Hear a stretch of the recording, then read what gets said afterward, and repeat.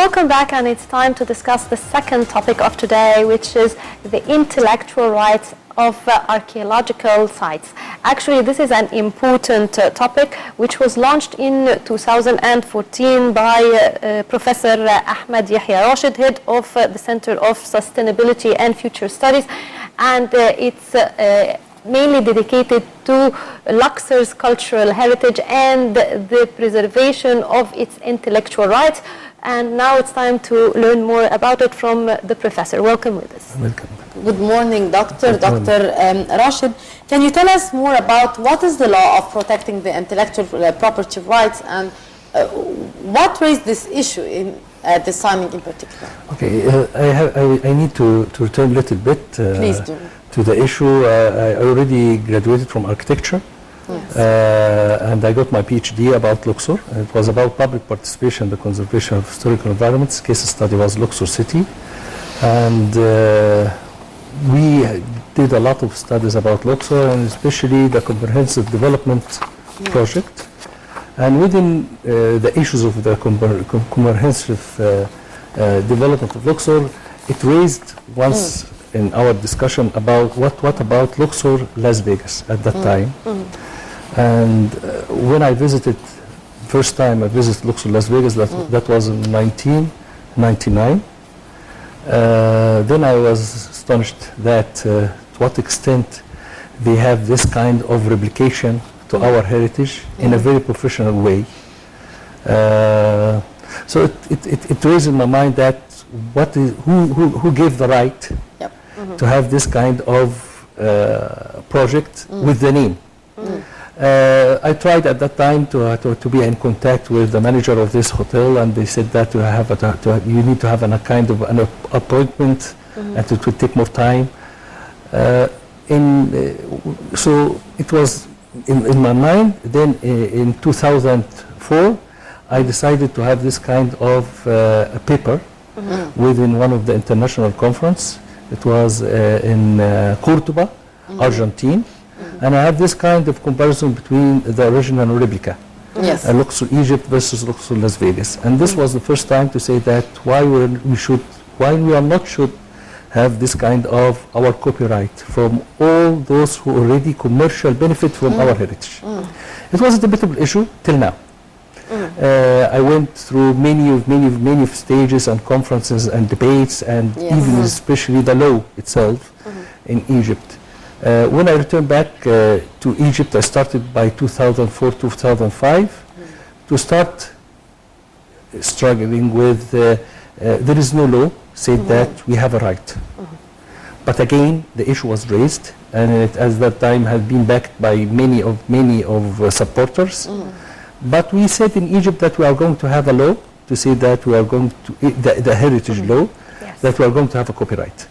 Unfortunately, the copyright law, which was in 2010, said that it should be the same material, the same size, even the same of everything. So if I were going to have a pyramid, it should be a similar pyramid for us to get this kind of property right. So that was something. Then the revolution happened, so there is no that time for us to raise some issues. Even we raised it when Luxor, there is no tourism. And at that time, with the governor of Luxor, we have this kind of discussion. Why we're not going to have this kind of scientific research tourism? Actually, you started that program in 2013 in cooperation with the Luxor Governorate, and then in 2014 you launched 3 competitions. 3 competitions, yes. The first of which is the one that you're talking about, which is Luxor Civilization from Womb of Civilization. What's the difference between the 3 competitions? Okay, the first one for Luxor. We would like to have this kind of the quality of life for Luxor. Especially when I'm going to say that Luxor is the microcosm of Egypt as a country. Very wealthy in heritage, resources, but it's very poor for the community of Luxor and the shape of Luxor. So this is similar to Egypt.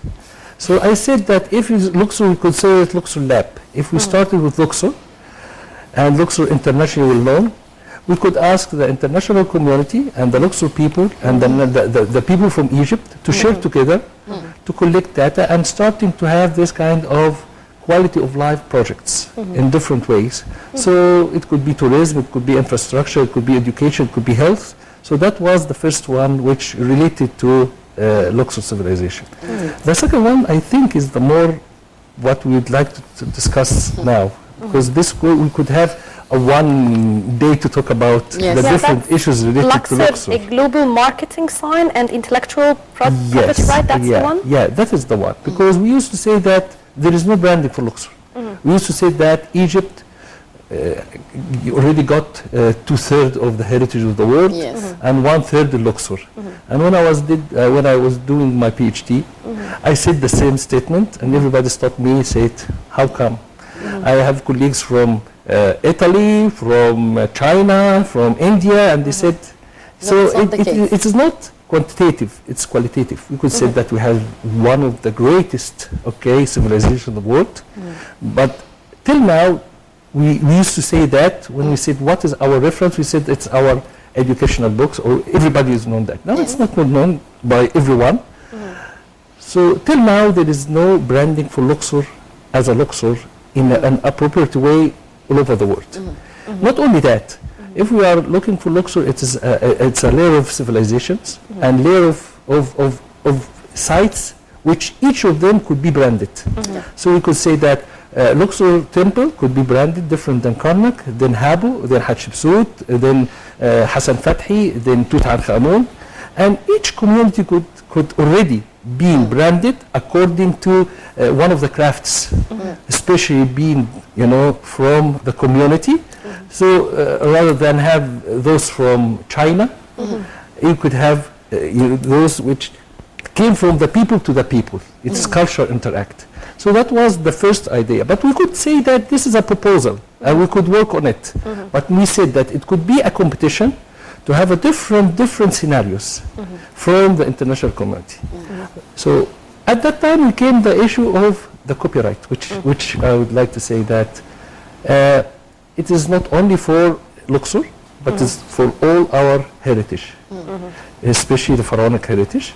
We have to look after our copyright for those who already commercially benefit all over the world. So the example of Luxor Las Vegas is one, but we have all over the world, in Japan, in India, in China, and this we have within these days when they said that the Sphinx already have been constructed, and now these have been for the pressure of the Egyptian community, and the UNESCO asks China to so this is again one of the issues which especially nowadays when we are looking for a revenue, there is no tourism by all means. Yes. And the dollar is now 10 Egyptian pounds.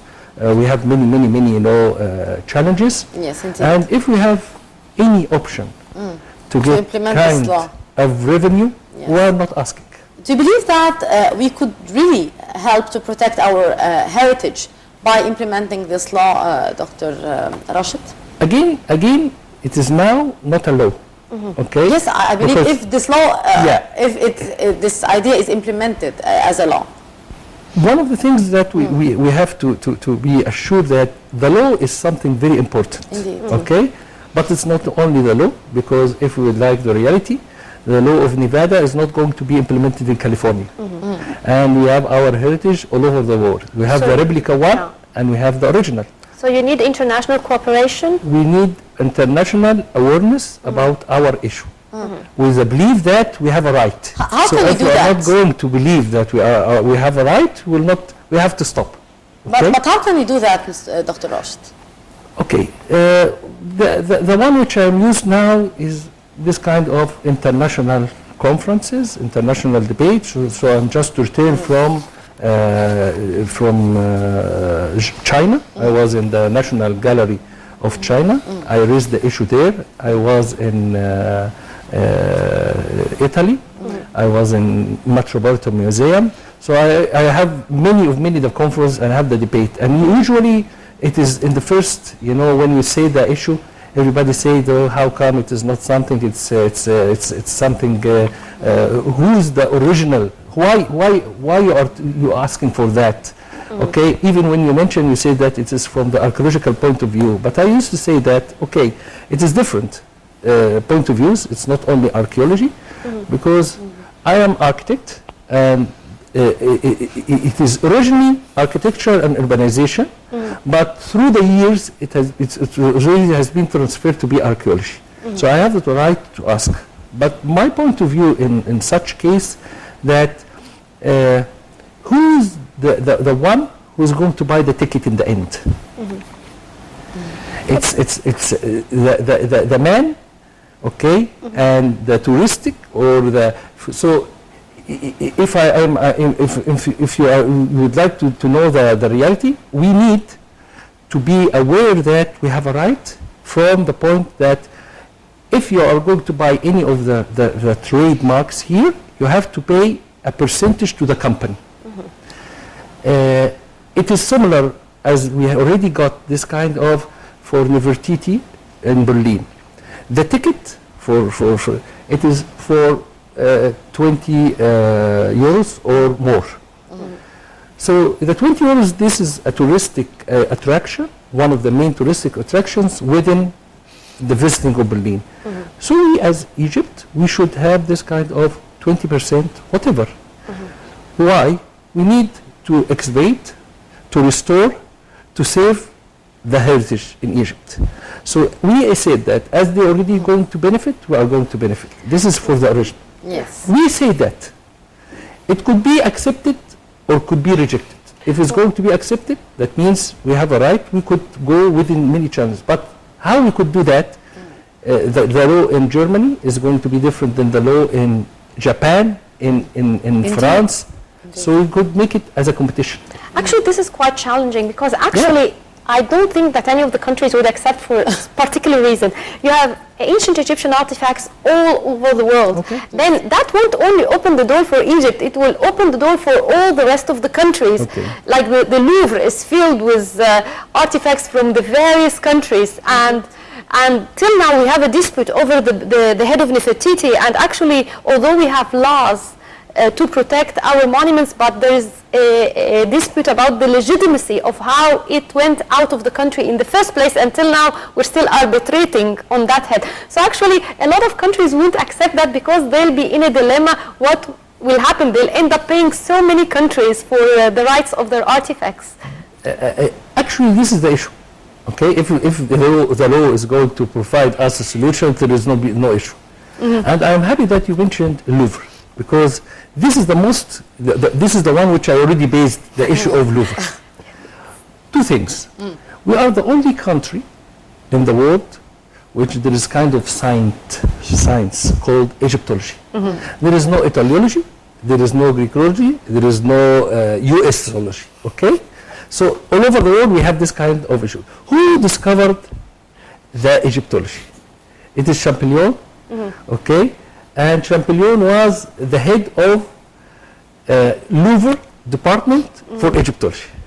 And he is the one who discovered with Rossellini, an Italian, both together, and they came and visited Egypt at 1826-27, and then they had this kind of Rosetta Stone, and they decided that this is the way to solve it, and even after he died, okay, Rossellini complete the book and published, and then they started to have this kind of.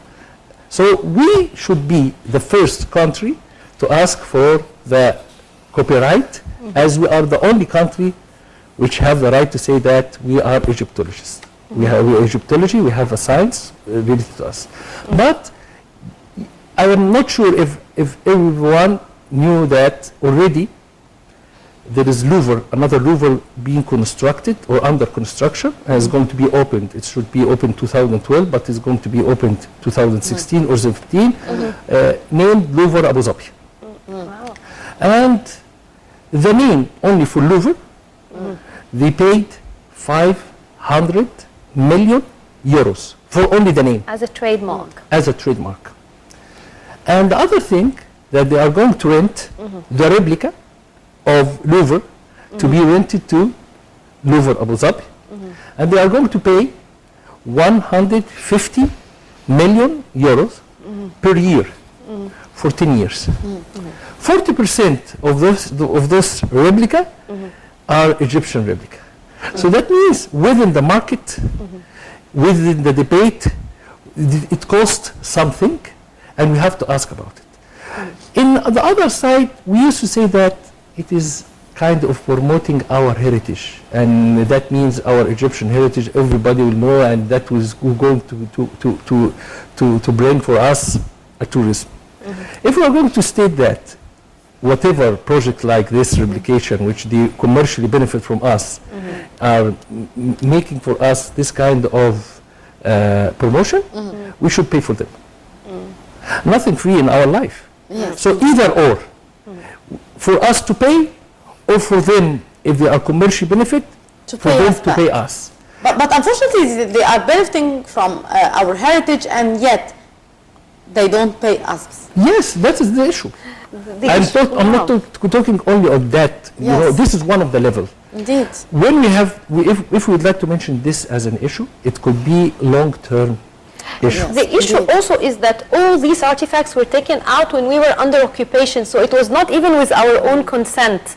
And that's another issue. Why we are used to blame our Yeah. parents, father, whatever, Yeah. that at that time, 300 years ago, when we have all this huge of, it is the same what we are did now. We're doing Yes, the indeed. same We are doing the same because whatever, if anyone coming to Egypt and is going to have a piece of stone, Yes. okay, we will consider it as a thief. Yes, of course. It is similar. It is now for the intellectual property. If they have the idea and use it commercially, and this is the only thing we have to use the word commercially. Within Luxor Las Vegas, they used to have, in the beginning when I raised the issue, they have this kind of copyright statement. So within the copyright statement, they said that you could use whatever material not for commercial benefit. And if I would like to raise the issue in a paper, I should put the statement of the copyright. And they used to say that, why you are going to visit Egypt when you will find everything in Luxor, Las Vegas? You are going to find the tomb of Tutankhamun as Howard Carter discovered. This is we used to say that they are making for us this kind of promoting our heritage, but on the other side, they said, why are you going to bother yourself to go when you're going to find everything on the other side? We prepare everything. And why we have this, you remember in 2014 when we have this kind of replica of Tutankhamun with the Luxor, and this is a debatable issue. We have the original and we are going to have the replica, and when we accepted this replica from the company, which was, they already have many other different, tools, and they are around the world, they are the company was already, so when we accept something, we give the reason behind that it could be in other places implemented in the same way. So we have to be aware that it is not only that. Nowadays we have this kind of debate about these two islands. And on the other side, we used to have those who already say that we are our grandfathers built the pyramid. And we are those who are living in this time. Yes. We are not the builders. Yeah, indeed, but that's the big issue that needs Yeah, a new sure, episode sure, and another sure. segment of the program. Sure. So actually, wish you all the best of luck in your new initiative, and we will be following up with you as well in Breakfast Show with that. We started the petition and the campaign, and we're going to have international conference next November. And it's not only going to talk about the copyright of our heritage, but we are going to include all the Arab heritage. Yes. So Iraqi, Syrian, with the Egyptian, to make it as something to be, in front of the UNESCO and whatever, to talk about. Hopefully, best of luck, Dr. Ahmed Yehia Rashed, Director of the Center of Sustainability and Future Studies. Thank you very much for your support. Well, and that wraps up our episode of Breakfast Show. But before we end today's episode, I'd like to thank Mahesti. Thank you very much, Rachel. And with that, our dear viewers, we come to the end of our episode for today. And tomorrow, it's a new episode with a new crew of the Breakfast Show. So it's goodbye.